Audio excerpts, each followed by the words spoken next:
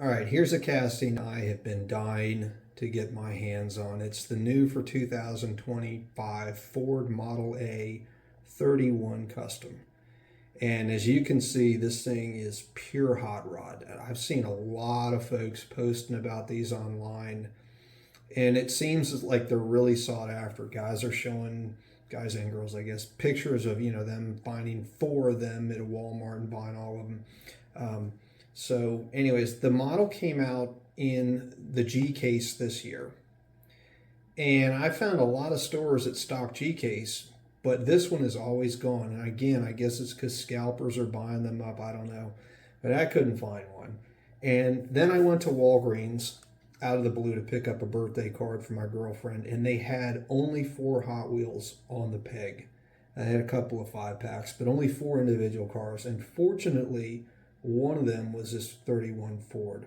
So, of course, I grabbed it.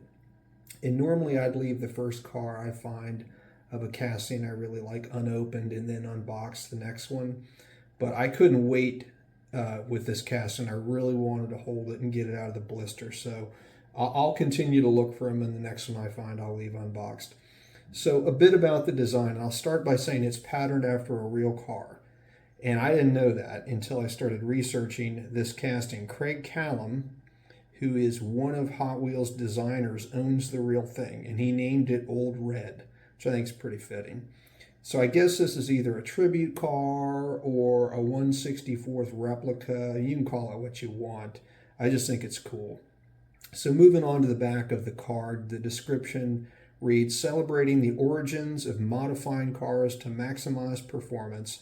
This customized Model A is a traditional hot rod with lake header and removed fenders. It's ready to race on the beach, tarmac, and even dirt tracks. And that is exactly where these type of hot rods raced in the day, and I guess even in modern times. Dirt track racing was pretty popular after World War II. They used airports as drag strips, and I think, yeah, as this said, they even raced these on the beach a little bit.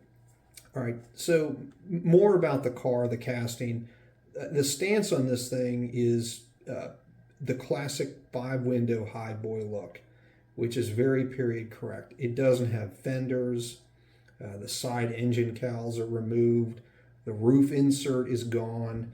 It's wrapped in weathered paint with blotches of rust, patina, whatever you want to call that. And unlike a lot of hot rods built after World War II, Craig's Old Red doesn't have a flathead or an overhead valve V8. It's got the old inline flat 4-cylinder, which I think is pretty neat. I mean, they don't build a ton of power, but I mean, it's a real throwback engine. And well, of course, it was the motor that came in these Model A's. They were flat 4-cylinders. Everything about this car grabs me. The side exhaust is really cool. It's called a lake header. Lake headers were very popular on V8s, but guys did them on 4-cylinders too. And of course, on a 4, you've only got it sticking out of one side. The headlights are taped over since this car. The real car is originally or occasionally raced. It's hard to see the tape crosses on the headlights, but they are part of the actual plastic base. So if you look really close, you might be able to pick it up here. They did, Hot Wheels that is, a fantastic job applying the rust spots. They didn't do too many of them, but there are just enough to be noticeable. So it definitely has that old quote unquote used look to it. The only thing I would have done different with this car, and this is just a nitpick on my part, is the wooden bows on the roof, which are the slats that you see going from side to side where the roof insert was removed. I would have loved to have seen those done in like brown or black or something like that. They're actually, in this casting, part of the front and rear window, so they're clear plastic. I mean, you could hand paint them brown if you wanted. Maybe if I find a ton of these cars, I'll customize one. But for now, it really doesn't. It's something that doesn't bother me much.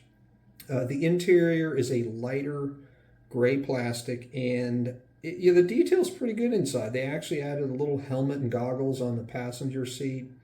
The base is a darker gray. The body, of course, is AMAC. And not only is this casting new, but so are the wheels. And they're a WWIM code. I had to look this up on Hot Wheels Wiki. That stands for Wire Wheels in Motion. So apparently these wheels are supposed to look like they're spinning in terms of the insert pattern. I looked really close. Since they're black on black, it's really hard to pick up on them being in motion per se, but I think the idea is pretty neat, and I applaud Hot Wheels for doing it. So before we do the roll test, I guess the only thing I should add is it weighs 28 grams. It's a light little car, so it doesn't surprise me that it's under 30. Okay, the roll test. And I like this casting so much, if it doesn't get past 1, I'm not going to be upset. I just really like this car, but hopefully it does better than that. Okay, number 1. Wow. Okay, got to 4. Let's do it again.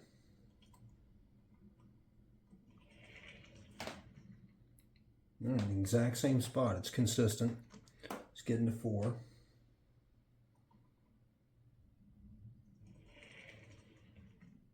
Yeah, every time. It just touches 4. It doesn't go beyond it. But I'd say, for a car that only weighs 28 grams, that's pretty solid. So thanks for watching, and be sure to like and subscribe.